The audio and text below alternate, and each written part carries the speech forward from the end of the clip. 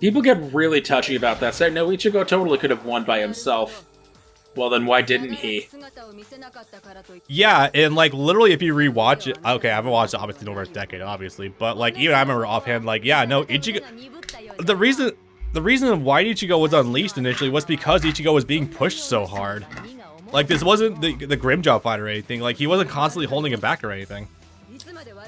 If you want to read into it, you could say this is beginning of Zangetsu putting his pressure on Ichigo, because you have moments like when he's fighting Yami, where some parts he's able to cut through Yami's arm, like butter, and other moments where Zangetsu restricts him so much he literally cannot even move. Yep. And further, and Yami, for like the briefest of moments, actually seems marginally powerful fighting him. Yami is such a waste of a character. He is, my god, he is. And he's Jesus Christ. He's stupid, sure, but they could have done things with literally anything about him. How do you feel about him being the canonical Espada Zero? So here's the thing. I actually like his centaur form. I hate his dinosaur form, his caveman form. Yeah, the one where he just grows even bigger and is like the size of Hueco Mundo. Holy shit. Yes, that is what... That design I hate. I actually like the Motaro design, the Minotaur thing that he's got going. It was okay, yeah. So seeing that they did nothing with it, that's one of the things that pisses me off. You know, especially it was not the Minotaur form, the Great Ape form, basically. Not really off base with that one. You just know it was. You just know it was bad one. Like, you have a fight where Kenpachi and Byakuya team up in order to fight him, and they do nothing with it. It's like, oh, all right. I think this is another one of those cases where Kubo is being rushed because he wouldn't set that up if he wasn't going to do anything with it, unless he literally wasn't allowed to. Yeah, I think I'm inclined to agree with that one. Kubo, he does seem like, even outside of Kishimoto, he seems like he's the most pressured by his editor sometimes. We know that for a fact, especially early on, because in the Substitute arc, literally every one of Ichigo's friends was supposed to get a power of some sort, but his editors told him to speed it along to the next arc. Yeah, I don't know how I'd feel about Keigo actually having a power of some kind equivalent to Orihime and Chad. That would be a little bit weird. I feel like I do like my boy, but still. The problem is that Keigo is funny in the Substitute arc. He's nothing but annoying afterwards, and if he was given something to do, I think I wouldn't have that problem. Yeah, like they were absolutely hinting at something with Mizuhiro, the guy with the black hair, the man whore. Yeah, it's like there was a lot of subtle hints about him, and you find out in a bonus chapter in the Soul Society why he is so weird and so quiet and closed off from everyone else. And it's like, okay, they were definitely planning something for him, but was not allowed to. Turns out the reason why he habitually sleeps with older women is because he can't cope with the fact that his mother was a neglectful prostitute. Oof. Feel that. So he takes his frustrations out by sleeping with cougars. I mean, on the one hand, very top tier taste there, my guy. But yeah, that's also rough. Like, you think they would play with something like that? Also, Tatsuki. God damn it! I wish they did something with her. Tatsuki especially. But yeah, my guy, that's unhealthy. That's gonna lead to some problems in life. Yeah. But yeah, Tatsuki especially. Tatsuki in the Substitute arc is... You can tell early on that Kubo hadn't really figured out some of his characters, because Tatsuki does some things in Substitute that you would never think she would ever do. Like, she said something like, I wish I was at that TV broadcast thing with you guys, because if I was there, maybe I would have been scouted to become an idol.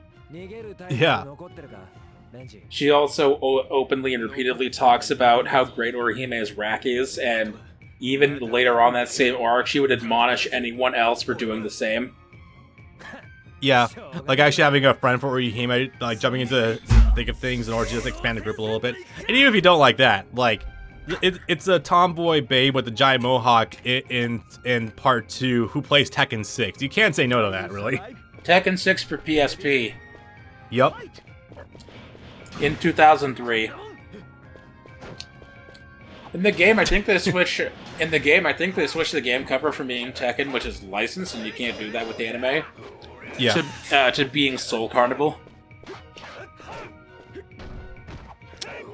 Pretty funny still, but a girl who plays Tekken, there's definitely something to be made with that. Like, yeah, you don't really see a lot of like.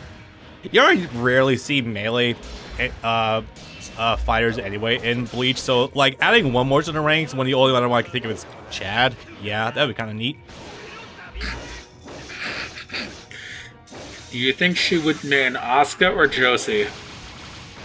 Probably Asuka. Yeah. I don't know. Whenever I look at her, I think of more like a Jin main, personally speaking. Probably. Right. Also, we've been kind of dancing. Haven't really mentioned this. Yeah. So I actually want to say this might have been the first Heat the Soul game that actually introduced the idea of like tag teams in the system. 5 did. I think that also lined up with how GNG was doing around the time, funny enough.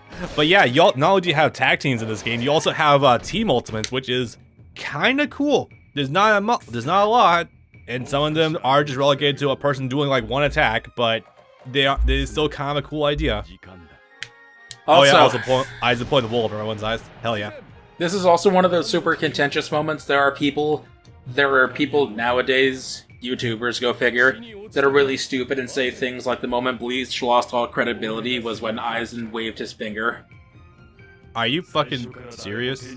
Yes. Wait, are you talking about that? Are you talking about when Aizen caught Ichigo's blade with just his fingers? When he caught Tensei Zangetsu between the joints on his fingers. How is that? Like, literally, he's so battle scarred at that point, and Aizen is so above Byakuya, like, that's not even, like, a contentious point, okay. Because they're like, oh, I guess our main character is just a bitch now. Do you guys not know what the fuck? Do you not know an underdog? Are you not know an underdog story and how to build up a villain, guys? What the fuck? Do you also not know what basic setup is? You finish one arc, you lead into the next one by showing that your main character still has room to grow. Also, imagine being upset about that and not about Yuha snapping Ichigo's Bankai in two. Okay, I laughed at that both times. I still think it's funny. I laughed at it, but I'm also still pissed off because I actually did want to see what that seal form can do because it genuinely looks pretty cool. You're gonna get your chance. They've already confirmed that the anime will expand on the manga. I know, and goddamn, dude, I am going to be all over that. It's been a very long time since I started watching a long-running shonen anime that isn't like My Hero, so yeah, I'm looking forward to that. There's actually another one I've been meaning to start for about a month now. Do you want to watch the Bleach together every time it comes out? Sure. Make that a thing? Yeah, sure. That's cool. Fuck yeah. Hell yeah, dude. Hell yeah, watch party. Hell, fuck yeah. We're gonna rewatch the first episode like 5 times the same day. Goddamn. Oh yeah. Anyway, so new character Shinji, except not new character if you've been paying attention. Shinji. This shows another one of Kubo's masterstrokes. Shinji appears on the cover page of Chapter 1 of the manga. Please put that in. Yeah, oh no, there's no way I can't put that in. It's hilarious. Like, you think that's just a prototype design for something else? No, that is Shinji, basically. Like, it looks different because of the slightly wonky early anime art, but it still is him. And he wouldn't make his proper debut for 3.5 years of manga time. Yeah, that sounds like it checks out. There's also there it is. There's a million foreshadowing elements. I know. In Substitute, not just the Zangetsu thing. After Grand Fisher loses to Ichigo and runs back to Hueco Mundo, you see D-Roy and Ice Ringer. One of them is one of Grimjow's fractions. One of them is just a sentry. But you see their completed Arrancar forms in Substitute. That's crazy. Before Uryu has even been introduced. Wait, that would have then been before they even get what's the other version of not holification? What's it called with Hollows becoming Soul Reaper powers? I don't think they actually give that a name, or if they do, it's really stupid. Soul Reaperification. Let's go with that. So that would have been before that D-Roy would have been hit by that by Aizen, I think. Well, no. So it's implied actually that Aizen had control of Hueco Mundo for several years beforehand, He just spent all of his time in Soul Society and was issuing commands another way to Hueco Mundo. But yeah, you see them. You see those Arrancaras that are fully formed, and you see them ripping off Grand Fisher's mask and turning him into a beta Arrancar. Right, because that was the old way they would do it. They have to go through the extremely painful process of ripping their mask off, which is basically tantamount to ripping your face off if you're a hollow. Yeah. Yeah, because at the time he didn't have the Hokyoku yet. Yeah. Also, I love how you do actually have in-game transformations to Bankai now with Ichigo. That is really cool. Yep. For as often as you'll get to do that, because, yeah, going forward, you're not going to get to play as Shikai Ichigo very often. It's the beginning of the point where basically his default form is just Bankai, and it's like, it's cool, but it gets tiresome after a while. Would you call that power creep? Yeah, I think so. That's just like basically in Dragon Ball Super, where Goku's default Super Saiyan rest state is just sort of Super Saiyan 2. Like, you rarely see Super Saiyan 1 anymore. Or the default now is just blue, I guess. Yeah, basically, in essence. It's by having like 12 transformations beneath them. Anyway, so, should I share it? Yeah, I may as well. So, I'm gonna be honest, looking back on it, and considering how much I was a fan of it when I was younger too, I think Qualification might be one of my favorite power-ups in shonen anime. I think. That's fair. It's incredibly cool, super powerful, and on top of that, it's a transformation that gives you a shit ton of power, but it's also still subtle. It's not a full-body takeover most of the time. It's just for most for like Shinji, it's like just adding a helmet on. Yeah, like, it's such a striking visual jump, like, between, like, the black sclera, the yellow irises, and, like, the new mask that forms on top of it, a lot of which is very cool, like, more like the Spanish Mexicans, like, skull faces. It's really fucking sick looking. Yeah, it's really cool. Also this. The jobbing out of Yami will not last for very long, though. Thank you, Zangetsu. So I haven't got to my point in this reread yet, but there's another element of potential foreshadowing in either direction that I know comes up in this fight, and that's when they're going back and forth, Ulquiorra in the background is inner monologuing to himself, and he never says a name, but he says something is wrong with his spiritual pressure. It's fluctuating rapidly. At its lowest, it's completely unnoticeable. At its highest, it's higher than mine. We never learn who he's talking about. It could be Ichigo. It's highly speculated he's actually talking about Yami. God. Well, I guess to be fair, I don't think anyone else knew about the whole 0 to 9 system. Nope. Yeah, I think that would have been a thing exclusively to Yami, so that's kind of weird. Oh, I think you just did a thing. I'm going to explain a thing really fast before we progress with the story. One cool thing, I actually think this might have been introduced in Soul 5, but I feel like it might have been this game, where essentially this game now has Guilty Gear's version of Roman canceling. Now, fun fact, this game is developed by the same guys who made Clash of Ninjas, so if you're familiar with why canceling in those games, it's kind of like that, except it's way more flexible. So something Brand did earlier, I think he might have pressed forward circle to fire off a Getsuga from Ichigo. Yeah, it's the R button thing. Okay, so that's a thing that I tried to do several times throughout the entire game, and this is proof that I haven't played it in several years. Outside of a very few select times, I could never get the timing for that right. So the trick to it is basically like, if your attack is active, if you press R, you'll instantly cancel it, and it's very lenient. The only trick is like figuring out how to like combos afterwards, which is, again, Heat of Soul is not a series that has a very centralized, I'll say, online presence for like resources, so you gotta dig a little bit, but there is definitely depth there. Like, I kid you not, to any fighting game players out there, it is literally just Guilty Gear's Roman cancel system. Like, you can cancel like projectiles instantly after launching them to just fall behind it. It's really cool. And Ichigo, I feel like, really gets some mileage out of it with his combo structure. Okay. Oh yeah. That's enough of that. One thing I will say, it's light plugging. A long time ago, I did actually do a guide for Bankai Ichigo in this game, and I tried delving into it as much as I could for over like maybe 2 hours. I found some good stuff, so if anyone wants to try him, that I would recommend that. It's not my best recording. It's from like 2016, but I still did all right stuff, I would say. I think that might be one of your longest individual recordings ever. I don't know about that. It's definitely one of my longer Single guides video. for a single character. Like I would say that. Single video, because it was like, Oh, you save stated? Yes. Save state. I think so. I think I just pressed the button by accident. Oh, you're playing as Yami here. Oh no, I'm so sorry. Neither of these characters are good. The best character you can play as in this fight is Orihime, and I am not joking. Yeah. Chad might have some fun stuff. I think he's got to have decent command grab, or he's got like a regular grab with some good range to it. But that's information I remember from Heat the Soul 2 and 3, so not sure about that. I will say though, however, it's very funny. I hate Rageaholic. Seeing him do Jiraiya slaps from Clash of Ninja, like straight up. It really is just Jiraiya post slaps. Are you gonna blur those or leave those in?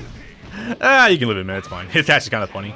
I think one or two actually come from Discord. I don't think anything identifying happens, but you know, if you feel like Discord messages, it's not a big deal, man. Don't worry about it. As long as like no one's personal information comes up. No. Does Yami's grab heal him? I don't imagine it does. That'd be kind of dumb. No, it doesn't. Okay, thank God. He Even though doesn't. a character at his stature, he might need it. It's a move he actually does. The first thing he does when they create, for some reason, when they crash down from the sky, even though they're coming through the Garganta, when Ulquiorra and Yami crash down from the sky in the park and make a crater, the first thing they do upon stepping out of it is suck out the souls of everyone in the park. Yep. I remember that vividly, and that's what instantly caught on Urahara and Yoruichi's attention. I remember that distinctly. Yep. I don't remember much about the actual fight with Urahara and Yami. Frankly, I'm not even sure how much of a scuffle it was, but I do remember Yoruichi did have problems, which... How do you have problems with base form Yami? I'm sorry. It's because he has an incredibly thick defense, and she's using her hands and legs. True. So he is a bit of a tanky motherfucker. I will definitely give that, but I don't know. I'm just thinking of the cat form from the next series. The ass. Time skip. The Yes. No, it happened. It did happen. There is Betty Hime. God. Just think about what his Bankai just looks like. just a giant woman with her tits hanging out of a robe.